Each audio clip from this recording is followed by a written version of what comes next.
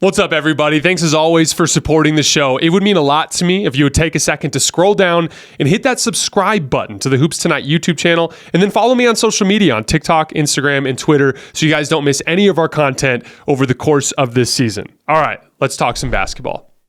All right, moving on to Wolves Clippers. So the Wolves jump them early in the game. They went up like 23-7, and then Norman Powell just got red hot and like almost single-handedly brought them back into the game. And he's been like one of the best heat check guys in the league this year, especially from the three-point line. And he hit some preposterous threes in this game, like a pivot over his left shoulder in a late clock situation where he picked up his dribble and he just rose and fired. One of the heat check shots where he came off of a screen, had very little space and rose and fired. Like, he just can get insanely hot in a short period of time, put a bunch of points on the board. So they end up getting it back close again. And then from there, it was just an absolute knockdown, drag out fist fight the rest of the game. I don't think either team took more than like a 5-point lead the rest of the way. It was back and forth. It was physical. The refs have been doing a great job really around the league lately of just letting teams play and letting the games get more physical. And down the stretch, the Clippers just played better rock fight offense. Paul George, to his credit, missed a lot of shots in this game, but he made some big ones, rescue shots. He hit a big three in the left corner. I think it was over Rudy Gobert. He had a big pull-up jump shot around the right elbow down the fourth quarter stretch. Both of those, one of them tied the game. The other one gave him a 2-point lead, if I remember correctly. Like, they were just monumentally important shots. Those rescue possessions are usually difference makers when you get into rock fights like this. And then James Harden, he missed everything, but just made a bunch of timely and key passes. There was a big possession late in the game where James Harden was operating the offense at the kind of like top of the key, extended off of the right elbow. And Paul George and Kawhi end up running this like kind of 3-man screening action with Daniel Tice, where Paul George comes off of like a little screen and then turns around and sets a back screen for Kawhi. And James Harden just threw an absolutely perfect pass. And I think originally the play was designed to probably get Kawhi a post touch with an advantage and on Jaden McDaniels, as Jaden McDaniels would be in trailing position. But there was just a little gap there when Jaden got caught for a second and Cat wasn't there in help. And James just hit him in stride right underneath the basket for a layup. And getting like layups, like easy layups in a knockdown, drag out fist fight, that's like finding money on the ground. It was a massive help down the stretch in this game. And then Kawhi Leonard, he brings the physical in position to that specific environment, which he can ride to easy shots around the rim. Now, one of the things that encouraged me the most about this particular game, if you guys remember when Minnesota came in and beat the Clippers and demolished them in Los Angeles, what did I say after the game? I was like, look, Minnesota can do this. Jaden McDaniels, Anthony Edwards, Rudy Gobert, they can strangle the life out of your offense. But what is their weakness? Their weakness is they can fall apart offensively in the half court. The Clippers have excellent defensive personnel. And so what I said after that game was, you got to drag them down into the mud with you.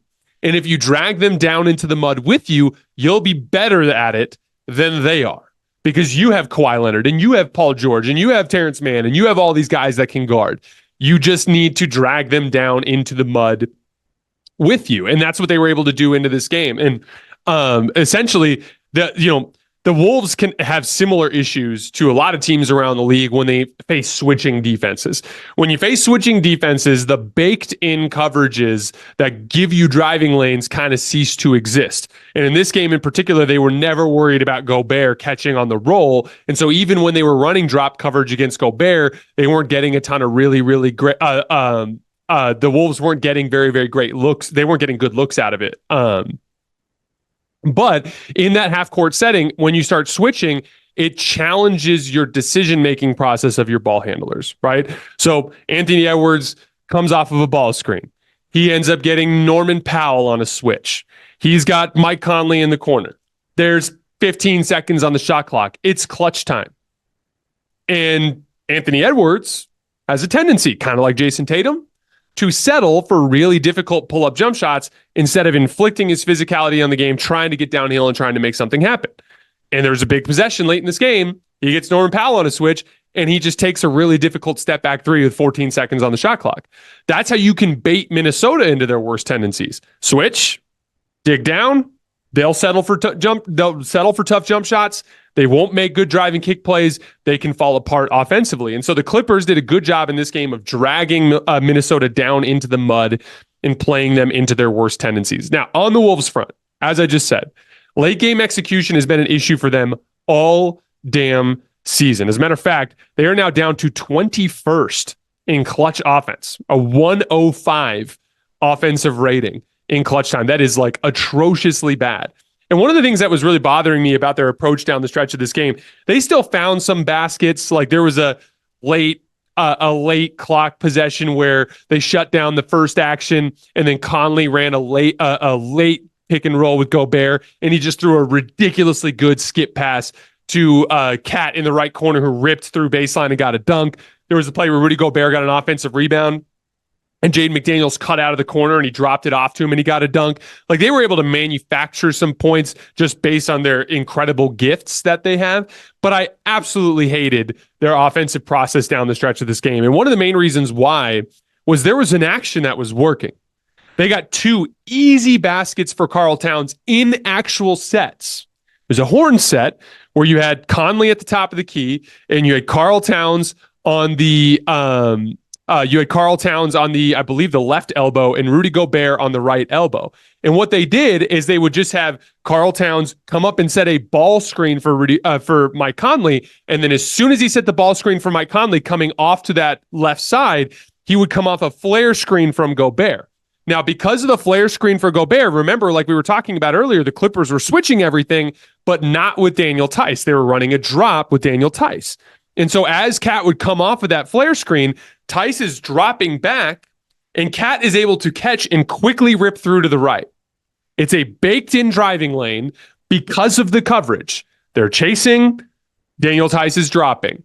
Karl Towns can catch off that flare screen and rip through right and go. They got 2 easy layups in crunch time off of this play. And after they did it the second time, I'm like, oh, shoot, that's going to work. There's 3.5 minutes left here.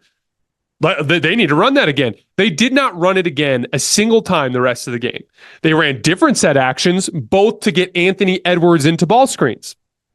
One of them was a double ball screen out of horns where Anthony Edwards came off and got a wide open pull-up 3 that he missed. And then another one was a play that they were able to just drop back on, and then he had to swing the ball, and that was what ended up in the Mike Conley Gobert ball screen on the left wing that led to the dunk for Cat out of the right corner. But that same set, that ball screen into the flare screen for Cat that got him the wide open layups on Daniel Tice, barreling downhill, and he just couldn't stop Cat coming at him. They never went back to it.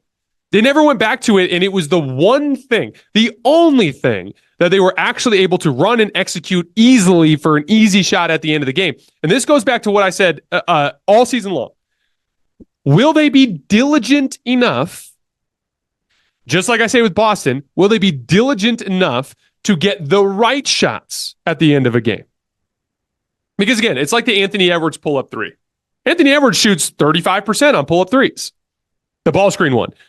Double screen, comes off, he's wide open. He shoots 35% on it. That's, what, 1 point, I want to say that's like 1.05 points per shot. So that's a 105 offensive rating. That's not bad, right?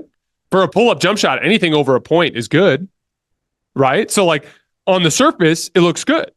The problem is the statistics, the overall value of a shot means nothing to the individual possession.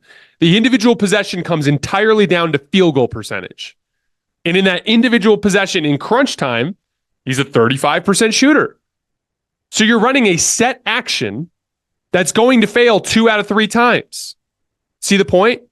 Like in crunch time, it's not about getting a shot. It's about getting the very best shot. I talked about this a lot in the Denver-LA game. It's like Rui Hachimura, pull up 15-footer off of a weak side action. Ball gets reversed, Rui runs a ball screen. I don't hate that shot. Over the course of 48 minutes, if he takes that in the middle of the second quarter, you're like, that's a good shot for us. Anthony Edwards, pull up 3 coming off of a ball screen. That's a good shot for us in the middle of the second quarter. But in crunch time, it's not the best shot. For the Lakers in that possession, I've talked about, it was a floor spacing thing. It should have been Austin Reeves on the wing. It should have been an Austin Reeves ball screen, which is a higher percentage play. If they were more diligent about getting the best shot, the ball would never have ended up in Rui's hands on that possession. Denver, on the other hand, gets the very best shot that they can possibly get on that possession every single time in crunch time. That is how they win. And that's the thing. It's like with that Minnesota offense down the stretch, it's like they ran some actions. They ran that double screen for Ant. They ran this other one out of horns where it kind of led to like a double wide pin down for Ant to come off into a ball screen. But in those situations, they're dropping back and they're trying to bait Ant into pull-up jump shots. That's not the best shot that they can get in that situation. Cat was the one with the advantage. If they ran double screening actions with Cat and Gobert, they could get Cat going downhill against a drop coverage big, which was Daniel Tice getting into the paint. Will they be diligent enough in the postseason to get the very best shot? I don't know. That is my major concern with this particular offense. And again, they have lost countless games as of late with poor crunch time offense. And again, a 105 offensive rating for the entire season. And like, it's not a big picture issue. Like, Ant's young. This is really typical for teams led by a young superstar. But in the long run, that's what he has to address. In the long run, they like if it's going to be led by a primary ball handler like Ant, it's the half court execution piece that stands between where he is now and the true greatness of the top tier superstars around the league.